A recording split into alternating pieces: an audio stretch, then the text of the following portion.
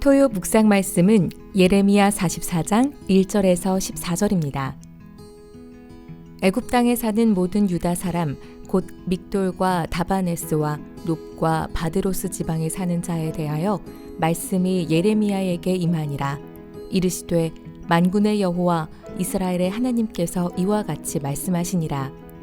너희가 예루살렘과 유다 모든 성읍에 내린 나의 모든 재난을 보았느니라. 보라, 오늘 그것들이 황무지가 되었고 사는 사람이 없나니 이는 그들이 자기나 너희나 너희 조상들이 알지 못하는 다른 신들에게 나아가 분향하여 섬겨서 나의 노여움을 일으킨 악행으로 말미암음이라. 내가 나의 모든 종 선지자들을 너희에게 보내되 끊임없이 보내어 이르기를 너희는 내가 미워하는 이 가증한 일을 행하지 말라 하였으나 그들이 듣지 아니하며 귀를 기울이지 아니하고 다른 신들에게 여전히 분향하여 그들의 악에서 돌이키지 아니하였으므로 나의 분과 나의 노여움을 쏟아서 유다 성읍들과 예루살렘 거리를 불살랐더니 그것들이 오늘과 같이 폐허와 황무지가 되었느니라. 만군의 하나님 이스라엘의 하나님 여호와께서 이와 같이 말씀하셨느니라. 너희가 어찌하여 큰 악을 행하여 자기 영혼을 해하며 유다 가운데에서 너희의 남자와 여자와 아이와 젖먹는 자를 멸절하여 남는 자가 없게 하려느냐.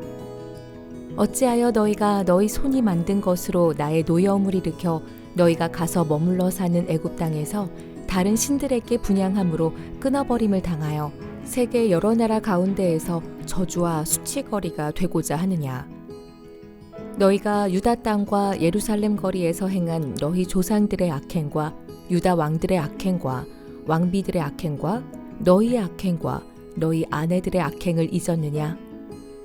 그들이 오늘까지 겸손하지 아니하며 두려워하지도 아니하고 내가 너희와 너희 조상들 앞에 세운 나의 율법과 나의 법규를 지켜 행하지 아니하느니라. 그러므로 만군의 여호와 이스라엘의 하나님께서 이와 같이 말씀하시니라. 보라, 내가 얼굴을 너희에게로 향하여 환란을 내리고 온 유다를 끊어버릴 것이며 내가 또 애굽 땅에 머물러 살기로 고집하고 그리로 들어간 유다의 남은 자들을 처단하리니 그들이 다 멸망하여 애굽 땅에서 엎드러질 것이라. 그들이 칼과 기근에 망하되 낮은 자로부터 높은 자까지 칼과 기근에 죽어서 저주와 놀램과 조롱과 수치의 대상이 되리라. 내가 예루살렘을 벌한 것 같이 애굽 땅에 사는 자들을 칼과 기근과 전염병으로 벌하리니 애굽 땅에 들어가서 거기에 머물러 살려는 유다의 남은 자 중에 피하거나 살아남아 소원대로 돌아와서 살고자 하여 유다 땅에 돌아올 자가 없을 것이라. 도망치는 자들 외에는 돌아올 자가 없으리라 하셨느니라. 아멘.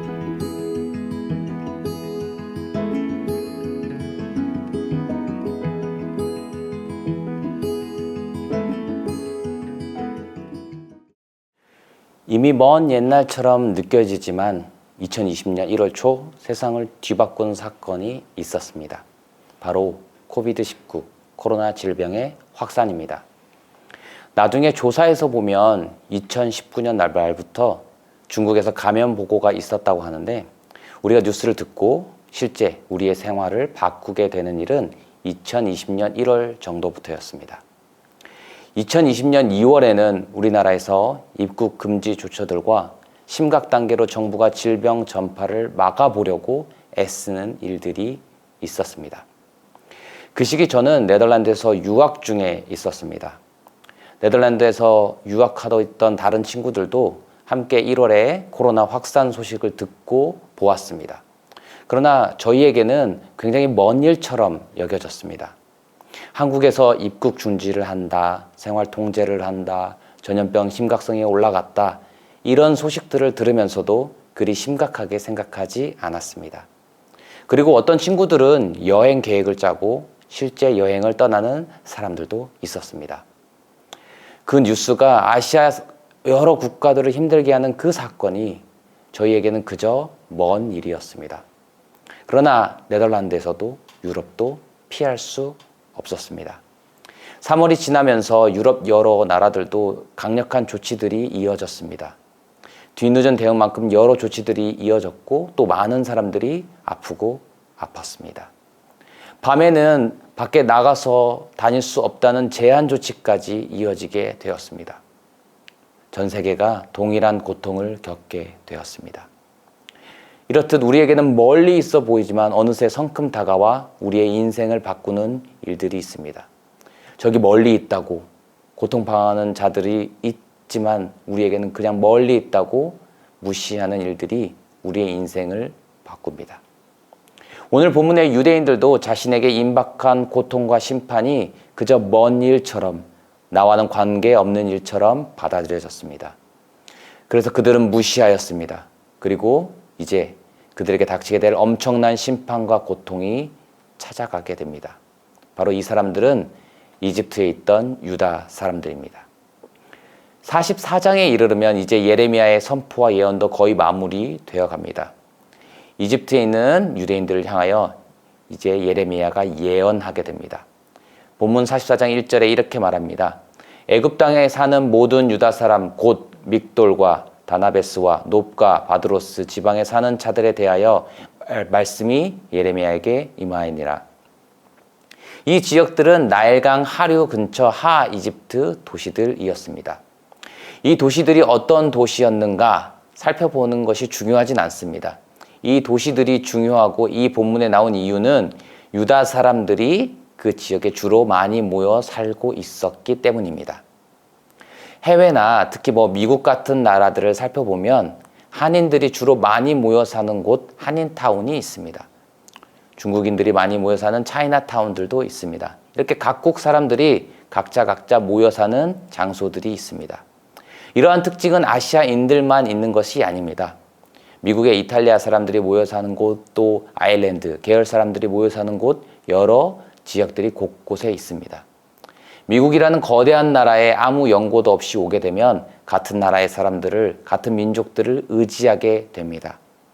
그 당시 거대한 제국이었던 이집트에 아무도 아는 사람이 없고 언어도 어려웠던 그곳에서 유다인들은 함께 모여 살며 서로를 의지하였습니다. 이 예언의 독특한 점은 예레미야의 여러 예언들은 유다로 향해 있고 그리고 이집트에 향한 예언을 할 때에도 이집트에 퍼진 이스라엘 백성들을 향해 예언합니다. 이 사람들은 유대에 쭉 있었던 사람들입니다.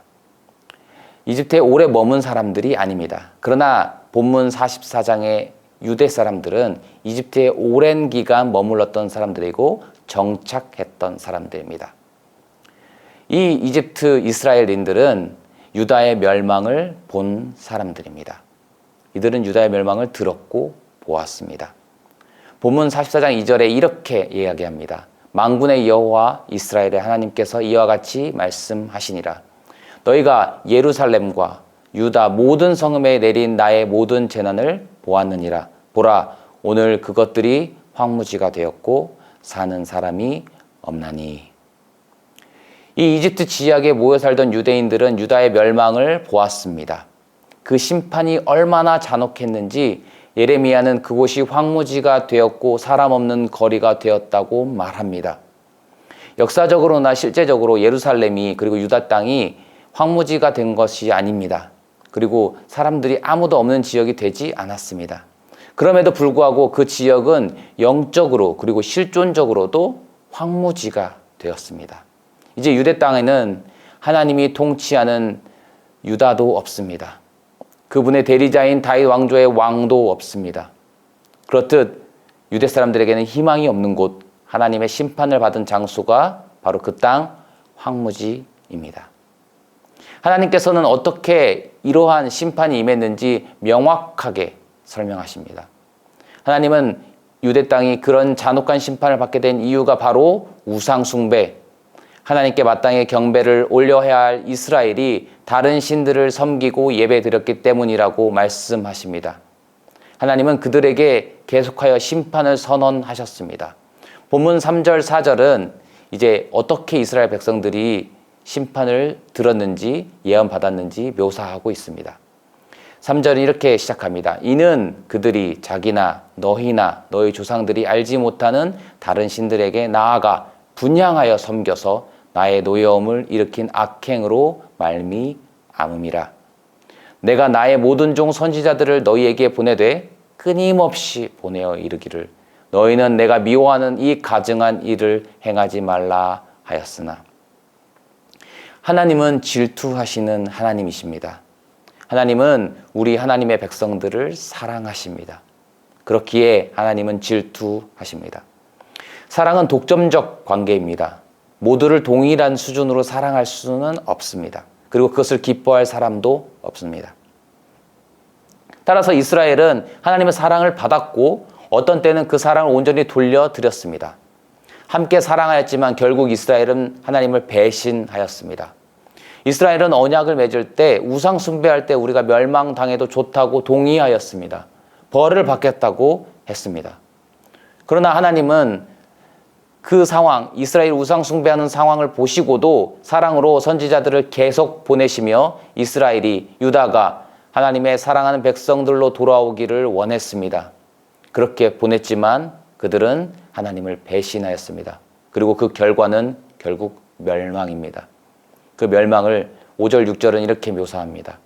그들이 듣지 아니하며 귀를 기울이지 아니하고 다른 신들에게 여전히 분향하며 그들의 악에서 돌이키지 아니하였으므로 나의 분과 나의 노여움을 쏟아서 유다 성읍들과 예루살렘의 거리를 불살랐더니 그것들이 오늘과 같이 폐허와 황무지가 되었느니라. 유다는 결국 멸망하였습니다. 백성들은 바벨론으로 끌려가고 흩어지고 다윗 왕조는 무너졌습니다. 그런데 이런 멸망을 보고도 이집트에 있는 유다인들은 자신들의 행동을 변화시킬 생각조차 없었습니다. 그들에게는 그저 이런 멸망이 멀리 있는 사건에 불과하였습니다. 이스라엘의 이 죄악을 애굽에 있는 유대인들도 동일하게 저지릅니다. 그들은 심판을 보고도 자신을 심판받지 않을 것처럼 행동했습니다. 이집트라는 거대한 나라에서 함께 모여 살면서 어느 정도의 평안을 누리는 것이 그들의 목도한 유다의 멸망, 예루살렘의 황폐함, 그것들이 자신들에게 임하지 않는다고 생각하게 만들었는지 모르겠습니다. 그러나 그들에게도 심판은 임하게 됩니다. 그들도 하나님의 백성이며 그들도 그들의 조상, 동포 유다처럼 우상 숭배를 하며 모욕할 때 하나님은 멸망하십니다. 그런데 그들은 하나님을 모욕하고 우상을 숭배합니다. 8절부터는 그들의 죄악에 대해서 이렇게 묘사합니다. 어찌하여 너희가 너희 손으로 만든 것으로 나의 노여움을 일으켜 너희가 가서 머물러 사는 애굽 땅에서 다른 신들에게 분향함으로 끊어버림을 당하여 세계 여러 나라 가운데서 저주와 수치거리가 되고자 하느냐? 너희가 유다 땅과 예루살렘의 거리에서 행한 너희 조상들의 악행과 유다 왕들의 악행과 왕비들의 악행과 너희의 악행과 너희 아내들의 악행을 잊었느냐? 하나님은 분명 유다의 심판이라는 이유가 우상 숭배라고 말씀하셨습니다. 그러나 이 본문에 나오는 이집트에 있는 유대인들도 여전히 다른 신들을 분향하며 그들을 경배하고 있습니다. 멸망당하는 사건을 보았음에도 불구하고 그들은 여전히 죄를 짓습니다. 자신의 조상과 동포의 악행을 잊어버린 것처럼 보입니다. 뻔한 멸망을 앞에 두고도 그들은 동일한 행동을 그저 반복할 뿐입니다. 그들은 우상 숭배를 하며 하나님을 모욕했습니다. 하나님께만 드려야 하는 그 예배를, 그 경배를 자신의 손으로 만든 우상들에게 돌립니다. 그 결과는 어떻죠? 결국 멸망뿐입니다. 12절부터는 이 멸망의 잔혹함이 소개됩니다. 예레미야 44장 12절은 이렇게 선포합니다. 내가 또 애굽 땅에서 머물러 살기로 고집하고 그리도 들어간 유다의 남은 자들을 처단하리니 그들이 다 멸망하여 애굽 땅에서 엎드려질 것이라. 그들이 칼과 기근에 망하되 낮은 자들로부터 높은 자까지 칼과 기근에 죽어서 저주와 놀램과 조롱과 수치의 대상이 되리라. 내가 예루살렘을 벌한 것 같이 애굽 땅에 사는 자들을 칼과 기근과 전염병으로 벌하리니 애굽 땅에 들어가서 거기에 머물며 살려는 유다의 남은 자들 중에서 피하거나 살아남아 수원대로 돌아와서 살고 자하여 유다 땅으로 돌아올 자가 없으리라. 도망치는 자들 외에는 돌아올 자가 없으리라 하셨느니라. 이 잔혹한 심판을 예레미야를 통하여 하나님은 예언하십니다. 이집트에 있는 유다인들도 결국은 심판받게 될 것입니다. 그 유대인들은 하나님을 무시하였고 경배하지 않았고 이집트에 있는 다른 신들을 분향하였고 경배하였습니다. 이러한 행동은 하나님을 모욕하는 행동이었습니다. 그리고 하나님은 반드시 그 행동을 심판하신다고 말씀합니다. 그들은 피할 수 없습니다. 도망쳐 숨은데 하나님이 찾아가셔서 심판이 찾아가서 그들을 심판하고 진멸하십니다. 그렇게 무시하고 먼 일처럼 생각했던 심판이 이제 그들 앞에 놓이게 됩니다. 이집트의 이 유다인들의 심판은 예레미야 29장 18절 19절에 나오는 모습과 비슷한데 그때는 희망조차 얘기하는데 이곳에는 희망조차 없습니다. 그저 44장에 등장한 유대인들은 멸망당할 뿐입니다. 심판 앞에서 설교자들은 희망을 이야기합니다. 실제 선지자들 그리고 오늘 살펴본 예레미야 말씀에서도 심판을 이야기하면서 하나님이 분명히 선지자들 보내어 구원도 이야기하십니다. 그러나 중요한 것은 심판의 엄중함입니다. 하나님을 경배하지 않는 우상숭배 그것은 결단코 멸망뿐입니다. 그리고 그 사람들은 반드시 멸망당합니다. 하나님께서는 만유의 주이시며 창조주이시며 우리의 하나님이십니다. 그분만이 온전히 경배받으셔야 됩니다. 오늘의 본문 앞에서 우리는 겸손하게 하나님의 심판 피하기를 간구하고자 합니다. 우리는 우리의 삶에서 너무나 많은 우상 숭배를 하고 있습니다. 그때에 하나님 이제 우리가 우상 숭배하지 않고 오직 하나님만 경배하게 하옵소서 하며 하나님의 심판을 피하고 용서를 구해야 합니다. 오늘 이 말씀을 생각하시면서 하나님 우리의 죄악을 깨닫게 하시고 하나님 심판을 거두어 주시옵소서. 이렇게 함께 기도하도록 하겠습니다. 함께 기도하시겠습니다.